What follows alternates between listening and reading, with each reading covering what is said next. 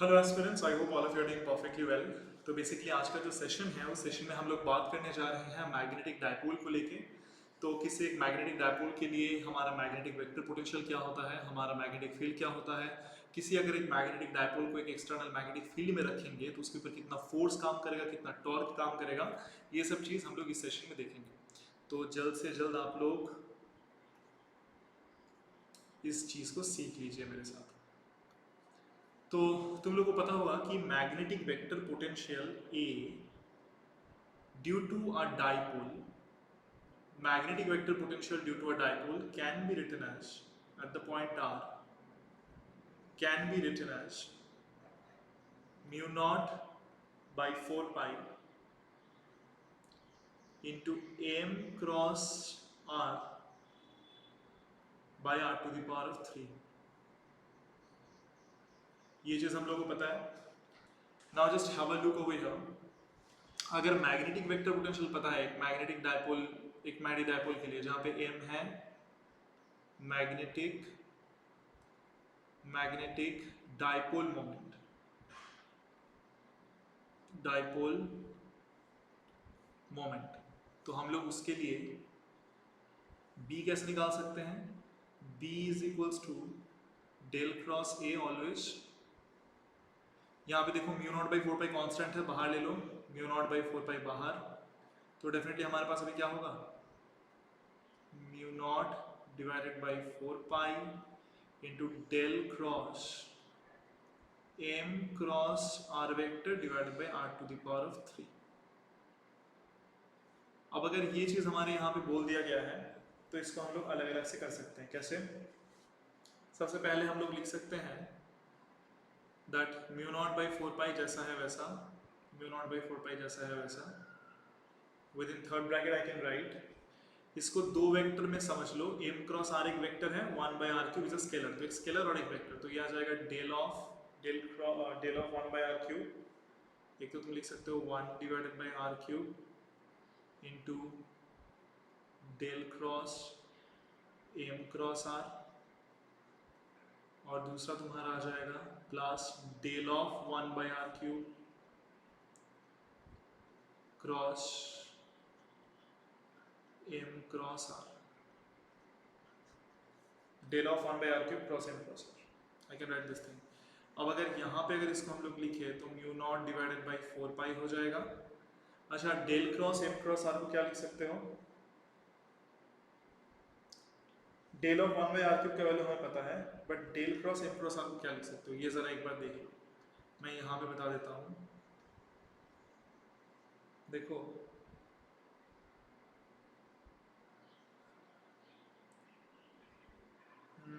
I can write del cross m cross r, इसको हम लोग लिख सकते हैं, del cross m cross r को लिख सकते हैं, I mean del cross a cross b, यही सिनेरियो है ना यहाँ पे। इसको लिखा जा सकता है नेगेटिव ऑफ, एक तो है del dot r into m minus del dot m into r into r, फिर plus r dot del into m, r dot del into m minus m dot del into r,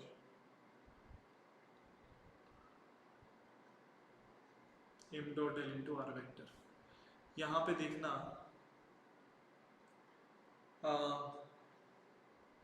just because magnetic dipole moment is a constant vector, तो del of m और यहाँ पे del dot m zero होगा। m is a constant vector, तो definitely ये दोनों चीजें zero हो जाएंगी। ये वाला चीज डेल डॉट r हमेशा 3 होता है, तो ये तुम्हारा आ जाएगा 3m माइनस ये वाला टर्म जीरो प्लस ये वाला term zero minus m dot del into r, जहाँ पे अगर m एक कांस्टेंट वेक्टर है तो ये तुम्हारा हो जाता है m, तो यहाँ से आ जाएगा 2m। ठीक है, क्योंकि मैं यहाँ पे लिख देता हूँ because m is a constant vector, constant vector. और जो दूसरी चीज है, मान लो यहाँ का ये पहला वाला काम खत्म हो गया, दूसरा वाला जो काम है del of 1/r³, del of 1/r³, इसको तुम लोग लिख सकते हो del of 1/r³ is actually equal to negative of 3r/r⁵ minus 3 into r divided by r⁵, 3 into r vector divided by r⁵ ये आता है। ठीक है, यही दो वैल्यू यहाँ पे पुट कर देते हैं भाई। तो यहाँ पे तुम्हारा आ जाएगा 1/r³ बाहर, del cross m cross r is basically your 2m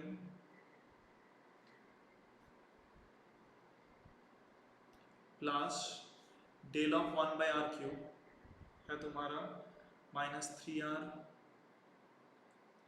by r⁵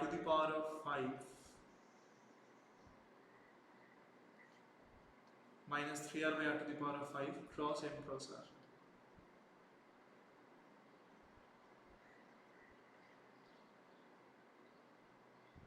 -3r by r⁵ cross m cross r।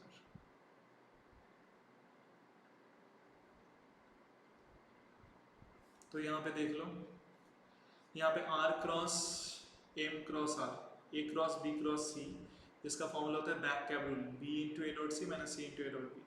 तो you can write it as b into a dot सी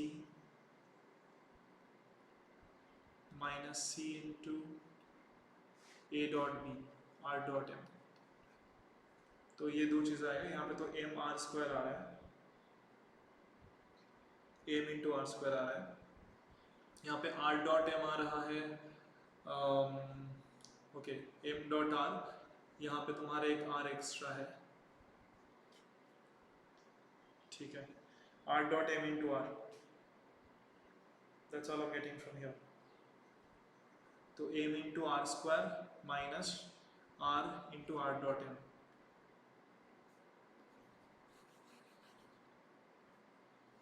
तो लिखो mu naught by 4 pi 2m by r³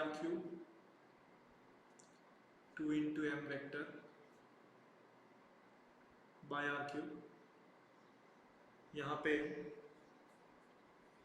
तुम्हारा बन जाएगा -3 into r into m dot r, ये तुम्हारा हो जाएगा 3 into b into a dot c, m into r square back cab rule, b into a dot c minus c into a dot b, r into r dot m और m dot r। ये हुआ, और नीचे है तुम्हारा r⁵ r⁵।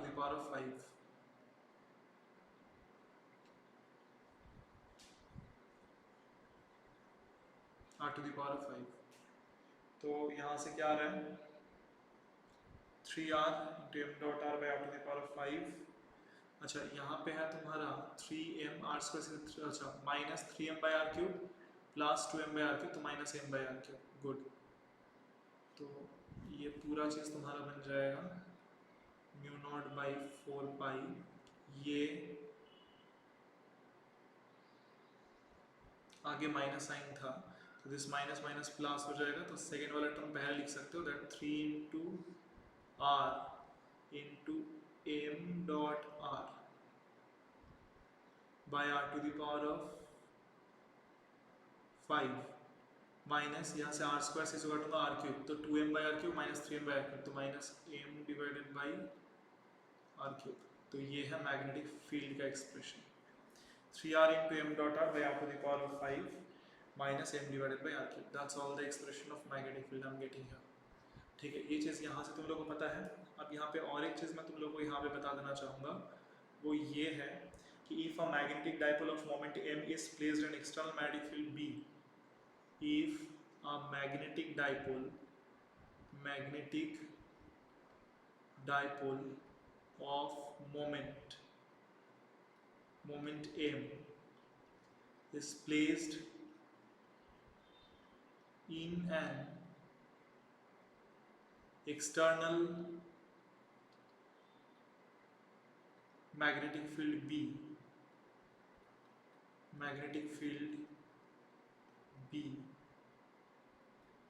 then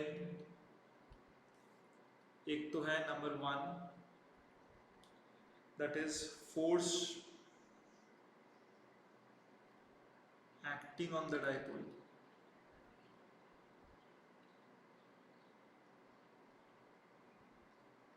equal to F,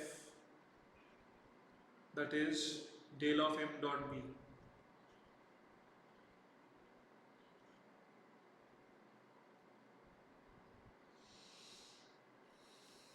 Number 2, torque acting on the dipole is tau is equals to m cross b. और number 3, I can say potential energy of the dipole. ये भी बहुत important है क्योंकि कभी कभी potential energy पूछ लेते हैं. Negative of m dot b होना चाहिए.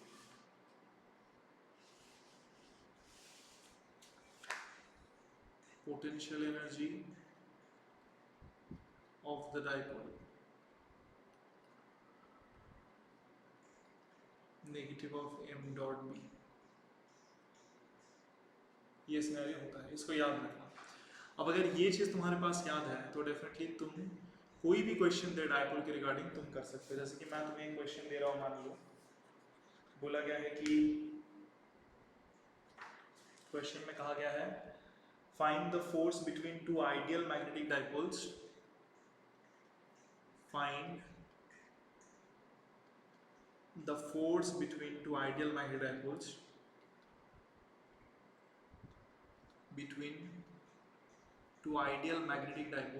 ideal magnetic dipoles of moments m1 and m2 separated by a distance r, of moments m1 and m2 separated by r,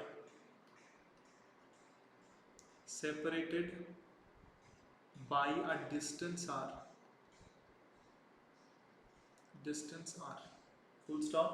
Assume that m1 and m2 point in the direction of the vector joining them. Assume that m1 and m2 point in the direction of the vector,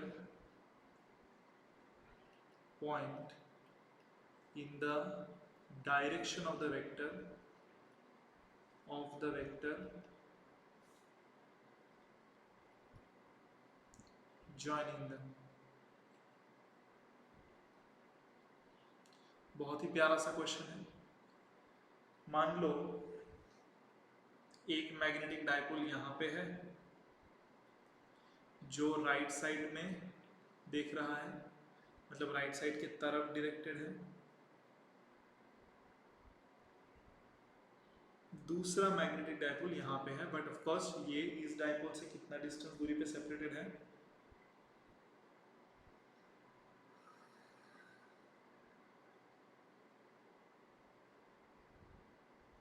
r distance दूरी पे separated है.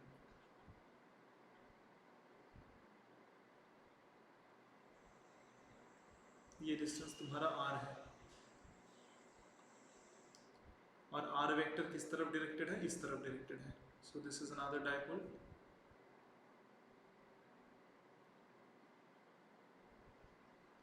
ये पहला dipole, ये दूसरा dipole, दोनों dipole same है, identical, जिसके मोमेंट्स अलग अलग हैं.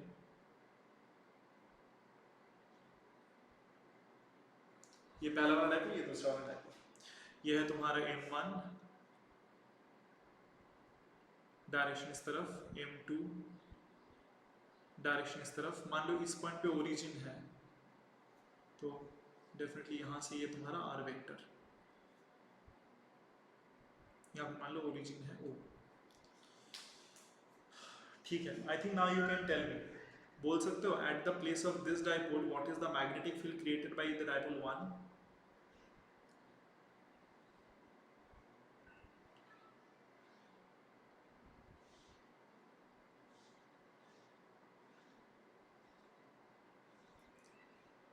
magnetic field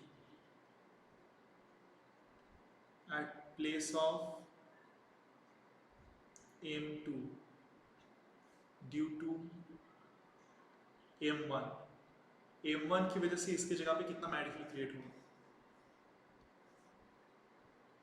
b1 that is actually equals to, magnetic field का फॉर्मूला क्या है, mu naught divided by 4 pi, अभी भी हम लोगों ने प्रूव किया है 3 into m dot r, 3r into m dot r by r to the power of 5। R क्या है, ओरिजिन के रेस्पेक्ट पे इसका पोजीशन वेक्टर, तो 3 into r vector into m dot are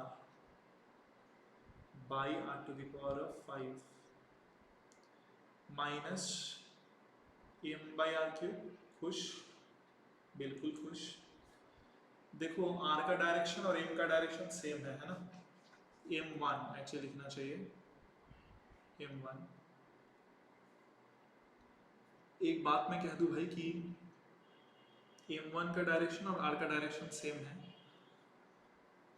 तो म्यू नॉट बाई 4 पाई, यहाँ पे देखो m1 डॉट r क्या बन जाएगा, m1 इंटू आर, यहाँ पे r वेक्टर को लिख सकते हैं r इंटू आर क्या, तो r स्क्वायर से इसको काट देंगे तो r क्यूब आ जाएगा, ऊपर r वेक्टर के साथ m को कनेक्ट करके 3m by r cube minus m, 3m1 by r cube minus m1 by r cube आ जाएगा, जो तुम्हारा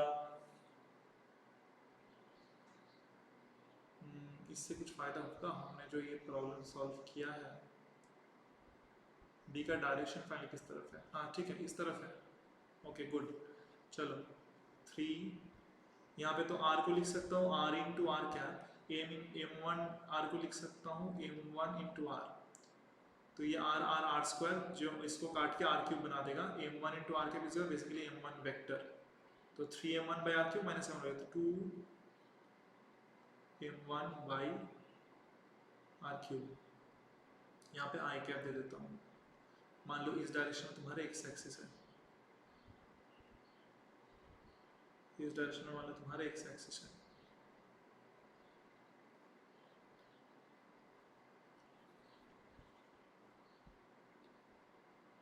तो ये आर वेक्टर क्या होगा, आर एक्स कैप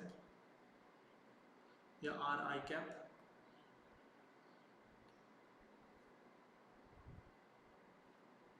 तो ये हमारा मैग्नेटिक फील्ड आ गया। अब फोर्स पूछा है ना, फोर्स कैसे निकालते हो, फोर्स निकालने का तरीका ये है कि F is equals to force on the dipole 2 is actually equals to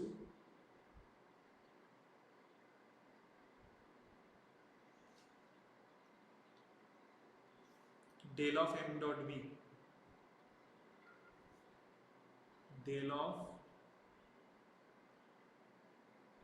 m dot b1, m2 dot b1 क्या आ जाएगा, ये m2 आई कैप की तरफ है, b2 भी आई कैप की तरफ है, तो डॉट प्रोडक्ट तो जस्ट सेम आ जाएगा, तो जस्ट b1 भी आई कैप की तरफ, जो हमने यहाँ पे निकाला है m2 भी आई कैप की तरफ है, तो ये m2 इंटू b हो जाएगा सिंपली, तो del of m2 into b।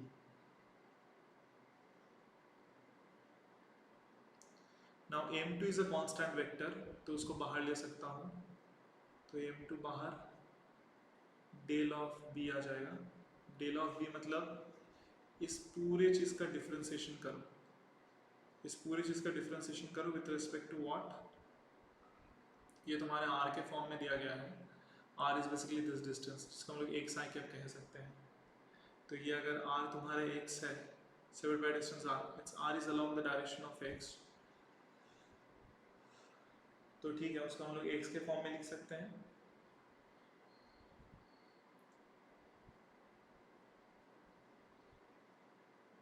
I mean इनके बीच का जो डिस्टेंस है उस डिस्टेंस को हम लोग r ना मान के x भी मान सकते हैं। तो एट अ डिस्टेंस, इससे एट अ डिस्टेंस x हमारा मेडिकल क्या होगा, इससे एट अ डिस्टेंस x हमारा मेडिकल हो जाएगा तुम्हारा simply mu naught by 4 pi into 2m1 divided by x cube. I can simply write it down. Good.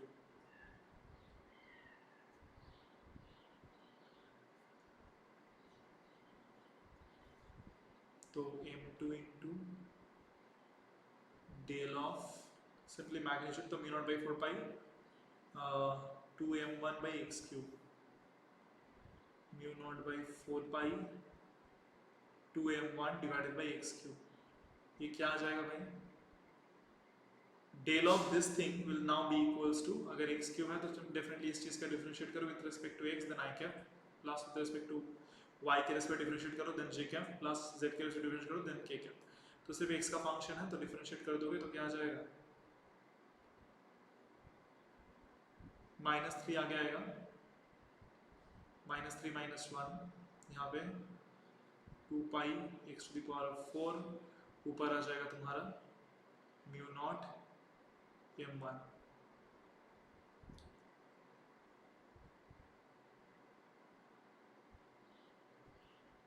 तो फाइनली ये चीज़ आ रहा है negative of 3 and of course यहाँ पे m2 जो है del of vector this into i cap, क्योंकि सिर्फ x के रिस्पेक्ट पे डिफरेंशिएट हुआ है तो -3 mu naught m1 m2 divided by 2 pi x to the power of 4 into i cap, that's the answer.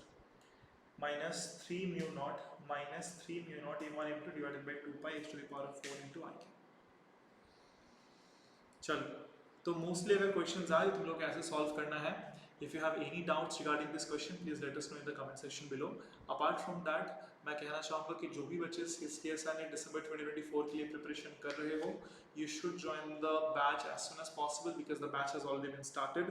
More you will delay, more you will suffer because in that case तुम्हारा syllabus खत्म होने में time लगेगा, फिर तुम्हें revision करने में time लगेगा, मॉक टेस्ट देने में टाइम लगेगा, और उसके बाद क्या होता है कि ठीक टाइम के अंदर बच्चों का सिलेबस खत्म नहीं होता है और बच्चे बहुत ज़्यादा कॉन्फिडेंस लेवल बहुत कम हो जाता है। तो अगर तुम लोग सोच रहे हो कि कोई कोचिंग इंस्टीट्यूट ज्वाइन करोगे, so this is the prime moment, join now. और आप लोग देख पा रहे हो कि यहाँ पे पूरा का पूरा कोर्स का क्या क्या चीज़ें आप लोगों को प्रोवाइड किया जाएगा, यहाँ पे लिखा हुआ है जैसे बैच 2.2 इससे आपको बुक्स PYQ के प्रोवाइड किए जा रहे हैं, the latest syllabus coverage, topic wise high quality questions, structured study notes and solved PYQs, live plus recorded classes, doubt resolutions and mock test series. तो enroll now as soon as possible and यहाँ पे आप लोग देख पा रहे हो कि if you have any queries or any sort of doubts or you need some guidance then definitely you can contact the number 011 4084 8077। Thank you very much, मिलते हैं next session।